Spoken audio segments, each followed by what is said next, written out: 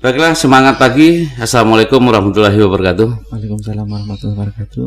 Wah, ini redaksi Berita 5 kedatangan tamu. Namanya Dr. Muhammad Muhrozin, SPDI, SH, MSI. Wah, panjang sekali ini. Sudah doktor lagi. Alhamdulillah. Masih usianya masih muda, doktor sudah diraih ini. Iya, alhamdulillah. Tahun berapa meraih doktor? Tahun 2019. Oh, gitu ya.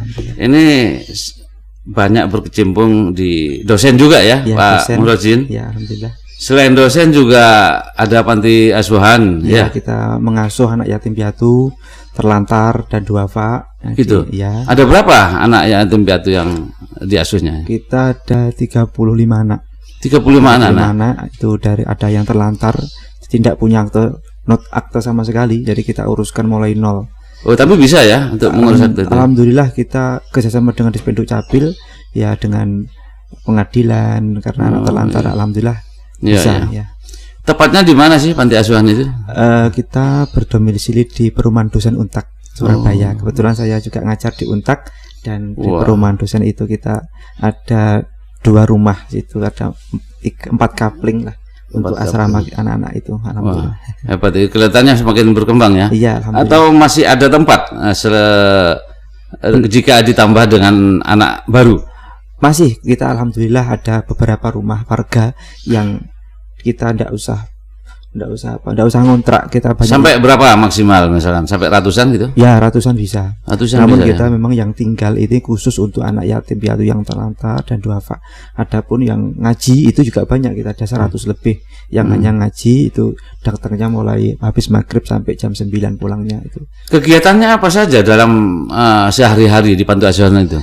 Alhamdulillah kita itu anak-anak jam 3 itu sudah bangun sholat tahajud. Nanti setelah itu setelah sholat subuh hafalan Al-Quran sampai jam setengah 6. Nah, setengah 6 bersih-bersih. Dan sekarang ini kan COVID ini anak-anak tidak sekolah, jadi di rumah 100% di rumah. Jadi persiapan nanti kita kerjakan kegiatan budidaya lele, nanam pohon markisa, menanam pohon di sekitar perumahan, ada hidroponik untuk mengisi waktu luang karena tidak sekolah ini. Itu semenjak COVID ya? Iya, semenjak COVID. Apakah sudah ada yang menghasilkan dari yang menanam-nanam tadi? Alhamdulillah, kalau menanam itu hidroponik itu ada. Gitu. Kita ada tetangga-tetangga itu yang ingin membeli gitu. Produk-produk anak-anak itu. Ya, ngomong-ngomong punya anak asuh seperti itu sehari-hari pasti anggarannya cukup besar juga ya. Apalagi COVID ya.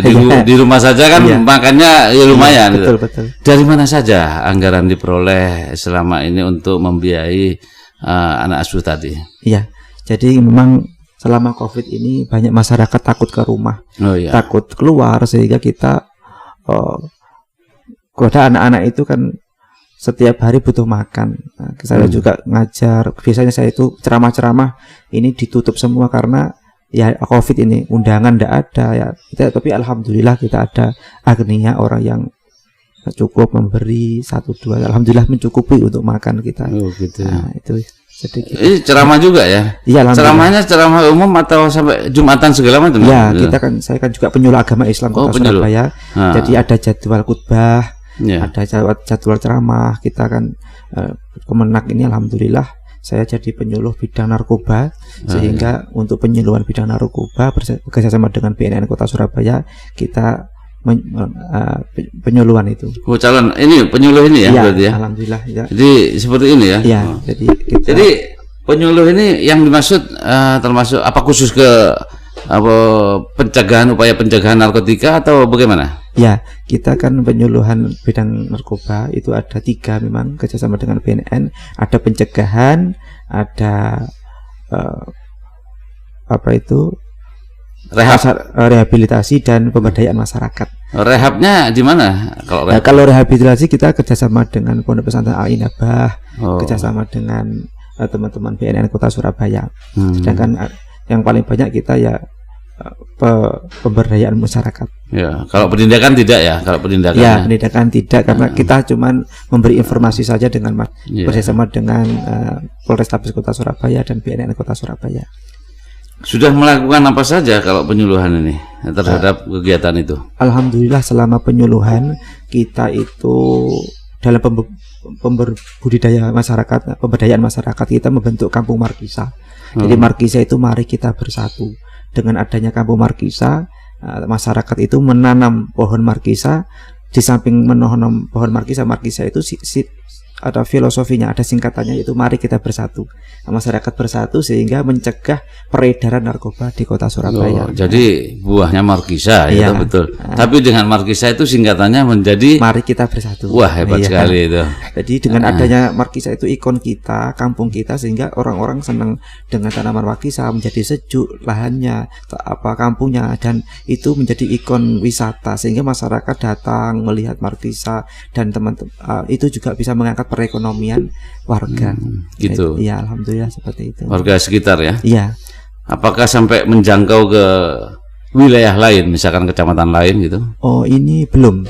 Jadi kita masih pilot project ini di Semolowaru, dan nanti kita, karena ini COVID ya, kemarin kita mau mengadakan event dengan Dinas Perdagangan Kota Surabaya, sudah mengadakan event, sudah settle, namun bulan Maret itu ada COVID sehingga cancel semua sampai sekarang itu. Sebenarnya kita sudah bikin lapak-lapak yang strategis sebenarnya. Kalau dengan aparat pemerintahan seperti Pak Lurah, Bu Camat atau siapa gitu, mendukung nggak kegiatan seperti ini? Tentu kita tidak ada, kalau tidak ada dukungan tentu tidak bisa berjalan, karena mulai dari RT RW tingkat kecamatan, kelurahan, semua kita bersinergi. Bersinergi ya. Semua bersinergi.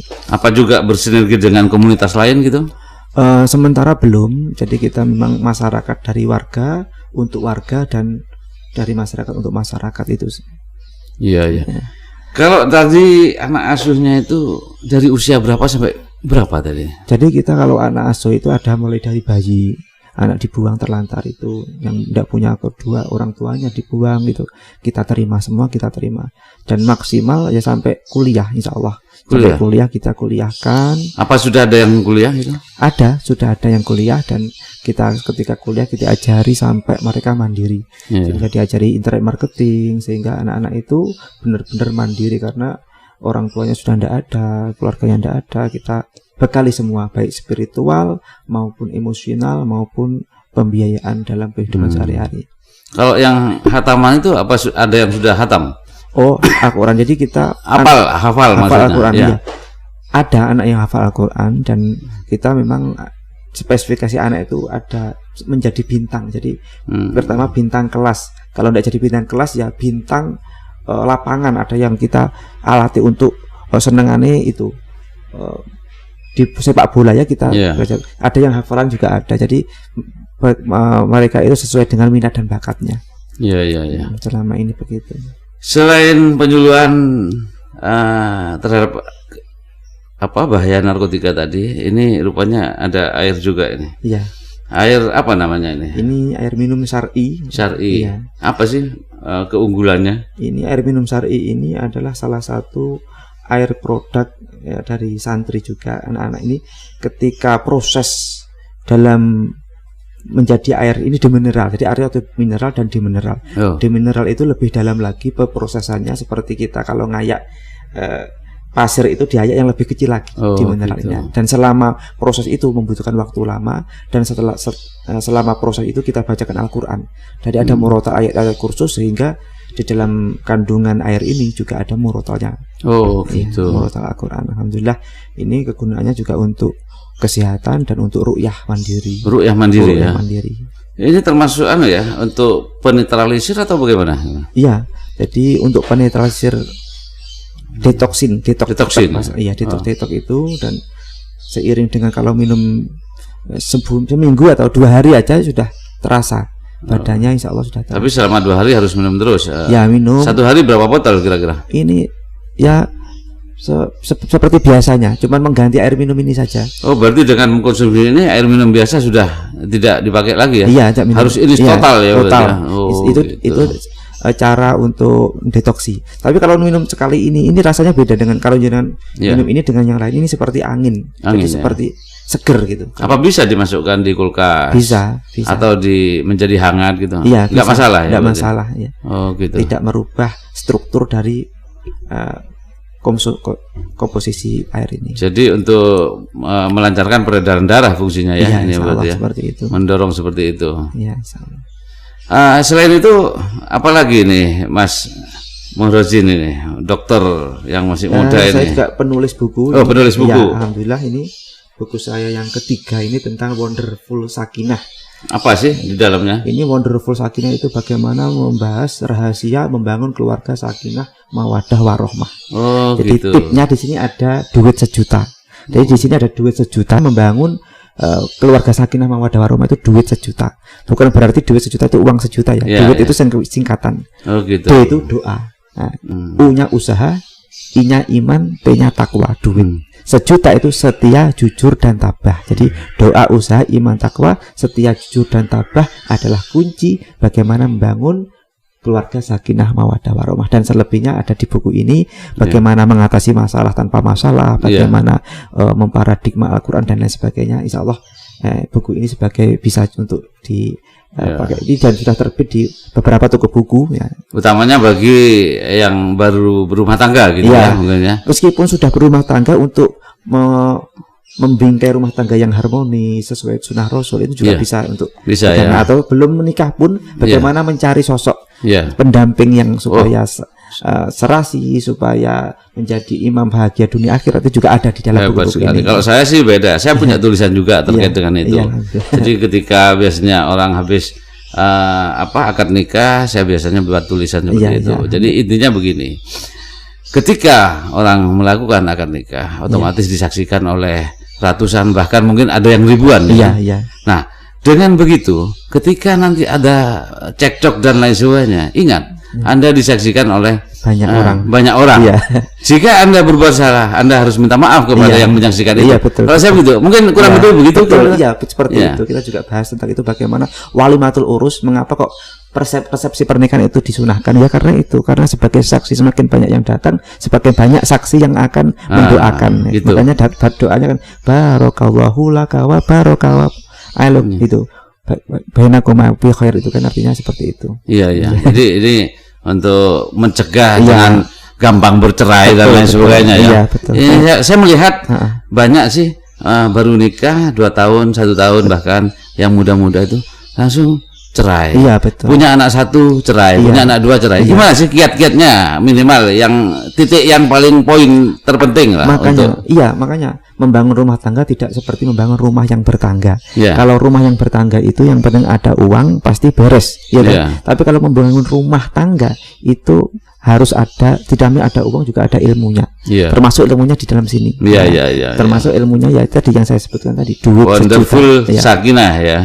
Termasuk doa, usaha, iman, takwa, setia, jujur, dan tabah. Ini salah satu bagaimana membangun. Di sini ada lagi banyak, bisa dibeli di toko-toko buku yang terdekat. Menarik sekali ini, Muhrozin masih muda ilmunya, tapi sudah segunung. Alhamdulillah, barokah. Insya Allah, mudah-mudahan. Apa pesan COVID di tengah pandemi COVID ini? Mungkin ada kiat-kiat khusus yang mau disampaikan kepada masyarakat mungkin? Ya, mengenai COVID-19 ini kita memang harus mengikuti protokol dari pemerintah. Kita bagaimanapun juga sebagai umat Islam terutama kan harus taat ati Allah wa ati Rasul wa al-amir minkum. Taat pada Allah, taat pada Rasul dan pemimpin kamu. Nah, ketika pemimpin kita dalam hal ini pemerintah Republik Indonesia menganjurkan untuk mengikuti protokol kesehatan, maka kita lebih baik mengikuti saja. Adapun ada yang ngomong ini ada politik, ini ada propaganda dan sebagainya, kita taat saja pada pemerintah, pasti itu sama dengan taat pada Allah dan Rasulnya. Itu saja. Gitu ya? Cukup ya? Cukup, alhamdulillah. Oke lah. Baiklah, bersama saya Cak Effendi dan Dr. Muhrozin. Bincang-bincang santai saya. Mudah-mudahan bermanfaat dan tetap semangat. Wabillahi taufiq wal hidayah. Wassalamualaikum warahmatullahi wabarakatuh. Waalaikumsalam.